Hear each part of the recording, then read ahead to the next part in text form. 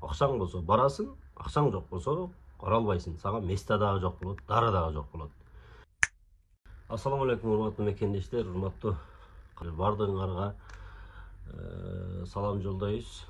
Кайрадан эле мен силерге дагы деле ошол бир баягы не деп коеюн, мындай акылга жатпаган нерселер боюнча дагы да жеке пикиримди айткан чыктым. Кече жакында мына азыр эми өзүбүз эле көрүп атабыз да, УКМКнын төрагасы Камчыбек Ташиев коррупцияны жаап токтото албай күндө камап атат да, адамдар коркпойт экен.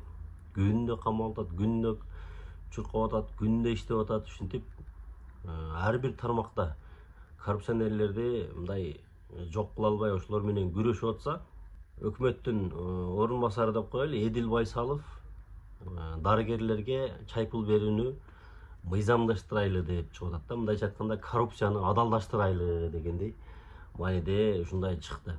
Анан аны дароо эле саламаттык сактоо министрлиги кош колдоп колдооруна айтып интервьюлар берип баштады. Жөнөкөйдө интервью эмес, бир өзүнүн саламаттык сактоо министрлигинин официальный баракчасына бир нерсе жазгандан тайган киши маек берип таштады да. Бул эмнени билдирет туугандар? Бул деген ошол коррупцияны мыйзамдаштырып калалы деп. Албетте мен дарыгерлерге эч кандай мындай сөз айткым келбейт, аларга каршылыгым деле жок. Алардын баарынын эле жаман эмес, жакшылары деле бар арасындачы.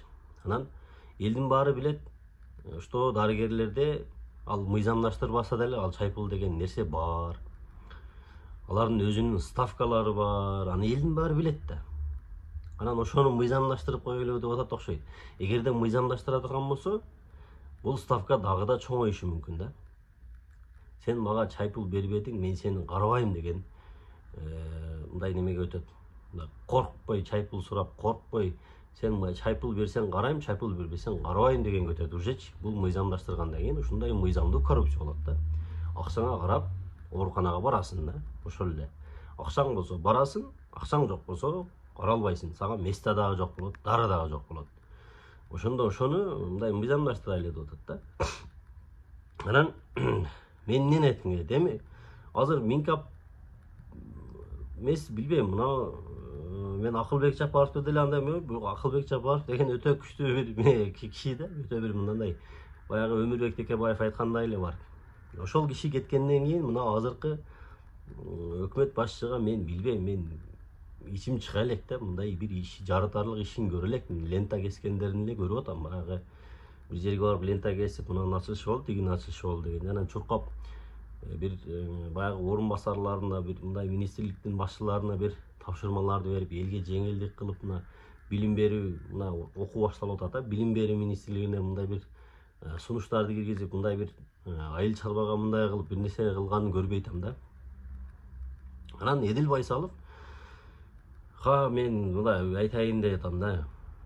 Ошол коррупцияны мыйзамдаштыргандан көрө ошол медицина тармагын өнүктүрөлү дебейби? Андан көрө баягы бизде жок аппараттарды, мына больницаларды башка аймактарда деле ошондой болсо керек. Оштогу больницаларда мамлекеттин больницасына кирсең нормальный аппарат жок. Анан чай пулду кантип мыйзамдаштырат? Нормальный аппарат жок. Аппарат өлүп кетсин. Наркоз жокко, нормальный наркозду жок. Ал наркозду мамлекет төлөп бербейт деп дагы сатат. Бул чындык. Мамлекет наркозду бизге сатып алып бербейт деп врачтар наркозго акча алат да. Нормальный наркоз бере албаган мамлекеттин больницасына чай пулду мыйзамдаштырайлы деген мындай бул акылга сыйбаган нерсе. Андан көрө бир талкообураак сунуштарды бериш керек деп ойлойм да. Чет мамлекетке барып дарылангандарыбыз канча, башкалар канча.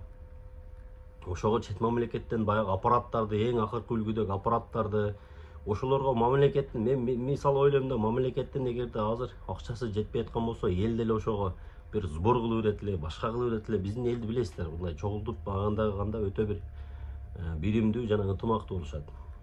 Канча деген бир туугандарыбыз канчалаган кыргызстандыктар чет мамлекетке барып, оор операцияларды олт сойгон, үй жайын, башка нерсесин бардыгын сатып барып, керек болсо элден жардам сураганга чейин барып атат. Ошол бизде аппаратуранын жоктугунан. башка мамлекетке барып атат да. Ошол аппараттарды бизге эмне үчүн алса болбойт? Ошол сунушту эмнеге көтөрсө болбойт? Эми жеке оюм. Андай чайпулду мыйзамдуу кылыш үчүн демек элди дагы акысыз дарылатканга толук өткөрүш керек да. 100% дарыласа элди, ошондо чайпулду ыраазы болуп берет да, сен менин акысыздарымдагы чай ичип кой депчи. Анан ал и так эле өзүнүн ставкасын алып атат, өзүнүн дагы бир нерсесин алып атат. И так эле эл берип атат, бербей аткан жок. Баягы токтогон эмес ал. Ошону токтотуш керек. Жеке клиникаларда, лабораторияларда, лабораториянын бааларын билесиңер, бир лабораторияга барып анализ тапшырам десең төнүм пулун сурайт. Анан дагы бир нерсе, бааларды, дарыканалардын бааларын, дарыларды билесиздер, канчалык кымбат, канчалык. Биз эттин баасы деп ызылдап атабыз го. Эттин баасынан дагы дарынын баасычы асманга чыгып кеткен. Чындап. Дагы ар кандай да. Мисалы бир аптекага кирсең башка сумма, башкага кирсең башка сумма. Ар жерде ар кандай суммада сатылат. Анализдер, ар кандай анализдин түрлөрү чыгат. Ар кандай бир баягы жеке клиникаларда монополия болуп, бизнес операцияларды бизнес кылып алган бар. Баягы стенд бизнестери бар. Жүрөктөргө стенд койгондо бизнес кылып алгандар бар. Анализди туура эмес коюп, туура эмес эме кылып жүргендер бар. Мына ошого нерселерди жоюп, точно анализ чыгара турган аппаратураларды мамлекеттик ооруканаларга албаса болбойт. Ошолорду алыш керек. Ошондо жеке менчик клиникаларга элдер барбайт. Азыр элдер жеке менчик клиникага эмне барат? Ошол мамлекеттин ооруканасында жетиштүү аппарат жоктугунан. Ал жашыруун эмес. Мамлекеттик ооруканага барсаң, врачтар өздөрү бир эле айтат. Себеби булар жеке клиникалар менен чогуу бирге иштешет. Мына клиникага барсаң, ошодо мындай аппарат бар, башка жерде жок деп жөнөтөт.